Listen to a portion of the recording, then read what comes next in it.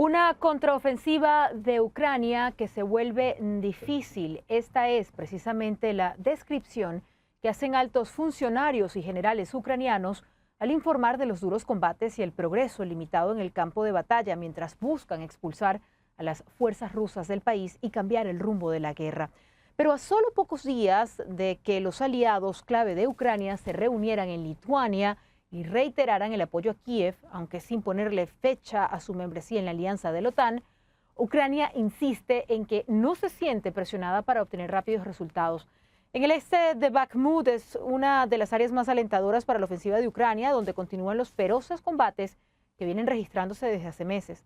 Pero más al norte, en un tramo de tierra de unos 100 kilómetros entre las ciudades de Limán y Kupiansk, el portavoz del ejército ucraniano dijo que las fuerzas rusas estaban atacando activamente esa área recapturada por las fuerzas ucranianas.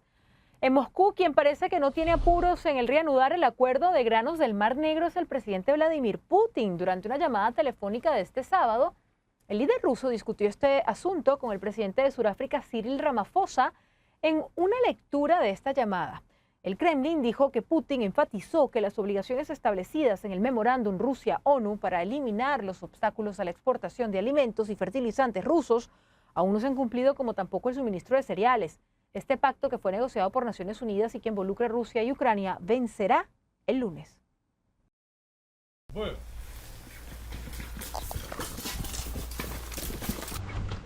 Así es como el ministro de Defensa ruso quiere retratar a su ejército. Bien entrenado, equipado y efectivo. Pero la realidad parece cada vez más caótica, con la reciente muerte en el campo de batalla de un alto general.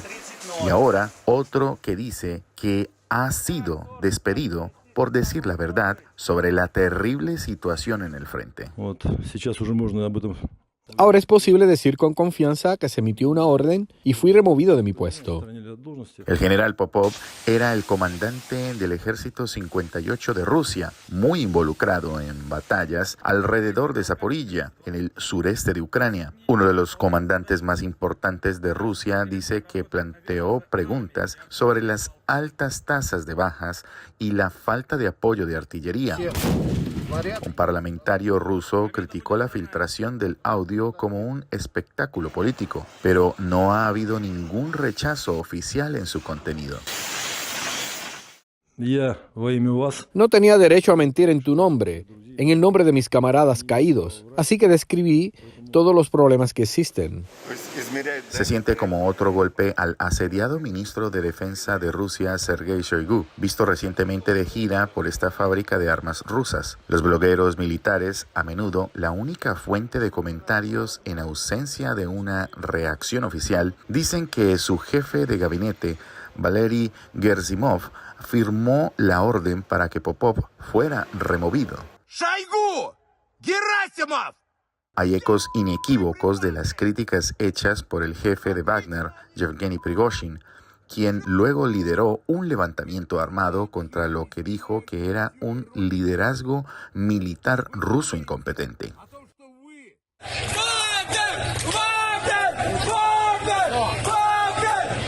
Eso terminó en un fracaso, creemos, pero parece que el descontento entre la categoría de oficiales superiores de Rusia puede ser generalizado, una señal preocupante para el Kremlin.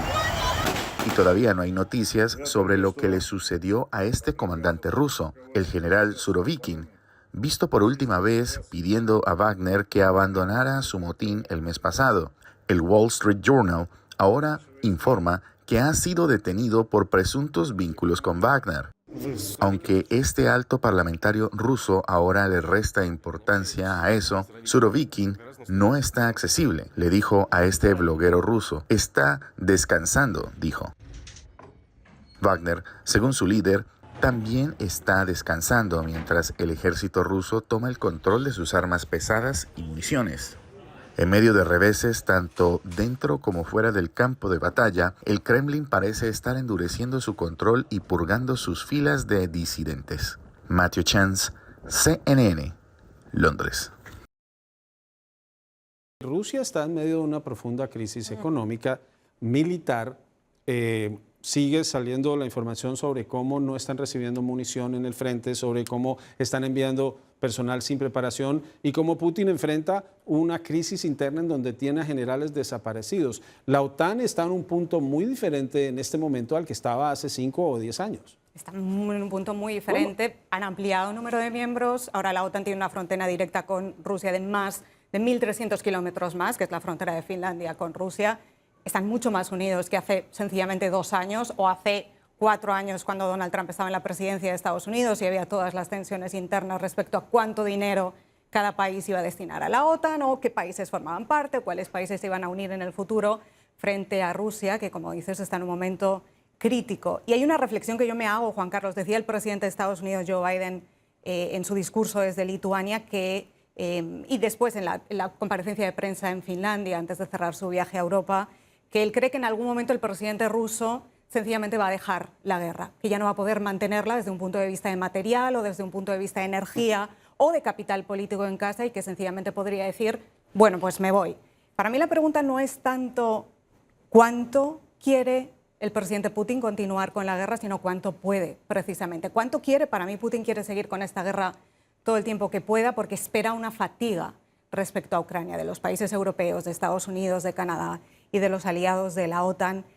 Y yo creo que también está esperando a ver qué pasa en Estados Unidos en 2024 con las elecciones presidenciales y quién hay en la Casa Blanca. Pero la pregunta es, ¿puede aguantar esta guerra durante tiempo?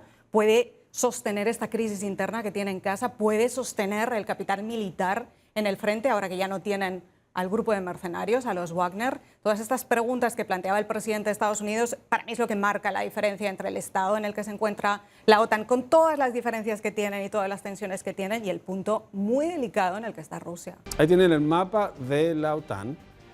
Los que ya son miembros son en este momento 32. Si se da el ingreso de Suecia, serían 32. El presidente Biden cometió un error hablando de 33, pero decían 33 y eventualmente entra Ucrania. Federico, vuelvo a un punto que es clave.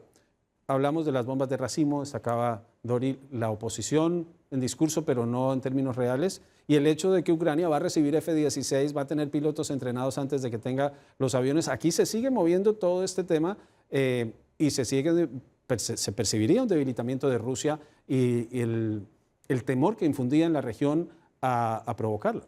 Sí, pero todavía no se puede subestimar a Rusia. Recordemos que Rusia estuvo en una guerra contra Chechenia que duró 10 años y ahora tenemos mercenarios chechenos en esta guerra contra Ucrania, también atrincherados, todavía están en la Crimea, pero va a tomar tiempo en entrenar a los ucranianos porque es que ellos están acostumbrados a usar equipo militar soviético. Este equipo militar americano todavía es muy nuevo para ellos y es equipo bien importante y caro. No se lo van a entregar así y tampoco lo van a hacer de una manera que no sea estratégica. Probablemente nos enteraremos cuando ya estén volando y le tiren algunos misiles a algunos tanques rusos y es como debe ser. Esto se tiene que hacer estratégicamente y no puede ser de otra manera, pero no podemos perder de vista que la economía del armamentismo es real y la posición que hay en Estados Unidos es mucho menor porque, como decíamos, no hay tropas de los Estados Unidos, pero hay muchas tropas rusas todavía, es un país mucho más grande y tiene bombas nucleares y no se le puede subestimar y tampoco se puede decir que Wagner haga un golpe de Estado en un país nuclear. Y por eso pues Zelensky hizo mucho ruido, pero sabe también que Estados Unidos no puede de repente declarar a Ucrania parte de la OTAN y eso quiere decir que van a entrar en un conflicto nuclear o bélico contra Rusia. Así que yo creo que eso antes de que empezara la guerra sonaba bonito, ¿verdad?, para proteger a Ucrania, pero ahora que estamos en una guerra, Zelensky, para contestarle a Jorge, su trabajo no es hacerle las relaciones internacionales a Biden, él tiene que abogar por su país y es el trabajo de Biden velar por los intereses de Estados Unidos. Jorge, decía Dmitry Peskov esta semana que lo ocurrido con el eventual ingreso de Suecia, con el de Finlandia, vuelve el mundo dice, la necesidad de reactivar el Pacto de Varsovia. ¿Cómo se puede fortalecer Rusia en este momento y qué tanto pesa el que no se deba subestimar a una potencia militar como lo es Rusia, aunque se hayan visto tantas falencias en este conflicto? Bueno, hablas del Pacto de Varsovia y ya muchísimos de los países que formaron parte del Pacto de Varsovia, que era un pacto hecho en contraposición con la OTAN, creo que fue fundado primero la OTAN y después el Pacto de Varsovia, pero no soy preciso en esto, forman parte ya de la OTAN. Es decir, los países que están en frontera con Rusia forman parte de la OTAN, que eso es parte de lo que Putin por sus intereses nacionales, etcétera, etcétera. Arguye que va en contra de Rusia. ¿Por qué? Porque si pueden tener armas nucleares cedidas ilegalmente por la OTAN, bueno, si se las cede bien o si no se las cede, es un cerco total a Rusia. Y hay que recordar que cuando Baker y Nixon trataron esto con Gorbachev en Alemania, y esto es de público conocimiento, que Gorbachev aceptó la unificación de Alemania, fue prometido por lo menos verbalmente de que la OTAN no se extendería más allá de, dicen que media pulgada más, yo no sé si fue media pulgada o 1 metro, que no se extendería más.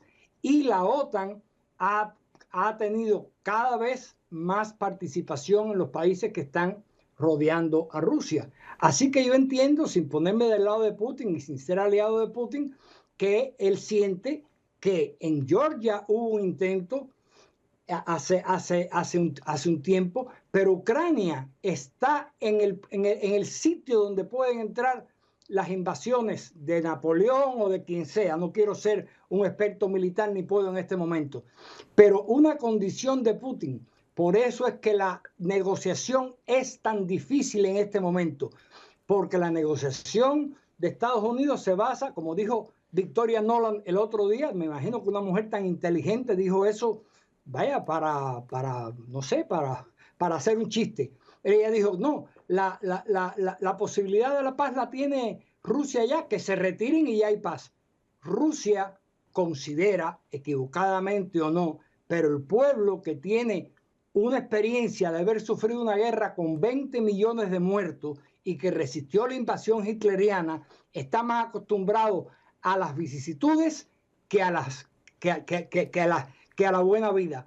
Entonces, ahí está el nudo gordiano de la negociación.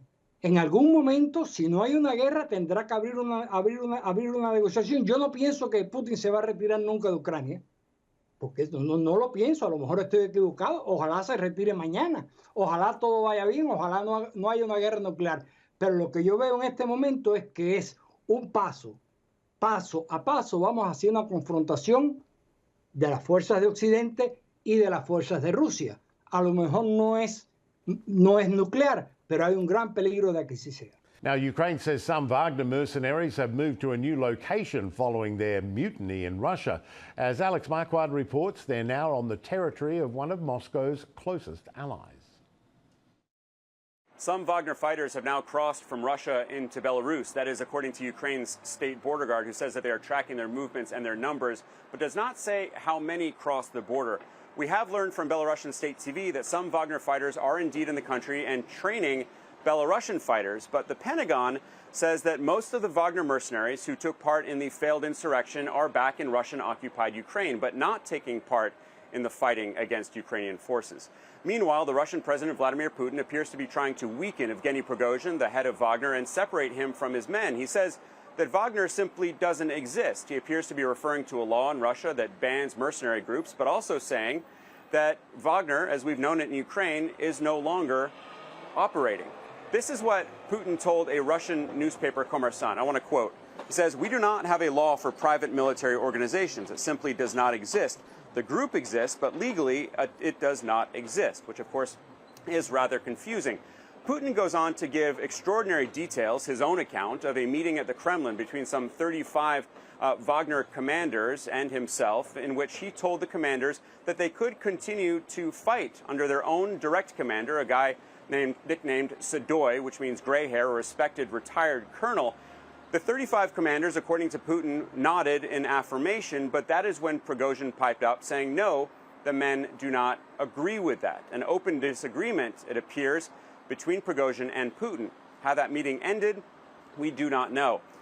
In Ukraine, in the meantime, the counteroffensive that has been going on for just over a month now is going quite slowly and having relatively modest gains on the Ukrainian side. That is according to soldiers that CNN has spoken with, a general in charge of much of the southern front, and a close advisor to President Volodymyr Zelensky, who says that it is hard work, it is not going that fast, it is slow. Andrei Yermak, the advisor, also saying that they are not getting any pressure from outside allies, simply the question of how they can help more. Alex Marquardt, CNN, Dnipro, Ukraine.